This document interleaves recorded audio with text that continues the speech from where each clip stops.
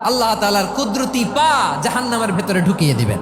জাহান্নামের সবচাইতে হালকা আযাব হলো ওই ব্যক্তির আযাব যার পায়ে দুটো জাহান্নামের আগুনের জুতা পুড়িয়ে দেয়া হবে। ওই আগুনের উত্তাপে তার মাথার মগজগুলো ভাতের মারের মতো টপ টপ টপ টপ করে বেয়ে বেয়ে পড়বে। এইটা যদি সবচেয়ে লাইট পানিশমেন্ট হয়, সবচেয়ে হালকা পাতলা সহনীয় আযাব যদি হয়, তাহলে ভয়ঙ্কর তোমার আযাবের কি অবস্থা হবে? জাহান্নামের অবস্থা এত ভয়ঙ্কর হবে, জাহান্নামের ভেতরে লক্ষ লক্ষ কোটি কোটি কাফির মুশরিককে দেওয়ার পরেও জাহান্নাম বলবে হালমিম মাজিদ, আরো আছে নাকি, আরো দাও, আমার ক্ষুধা নিবারণ হয় নাই। জাহান্নামে তো উত্তপ্ত হবে, জ্বলন্ত হবে, ভয়ঙ্কর হবে। জাহান্নামের এক অংশ আরেক অংশকে খেয়ে ফেলবে। আল্লাহু আকবার।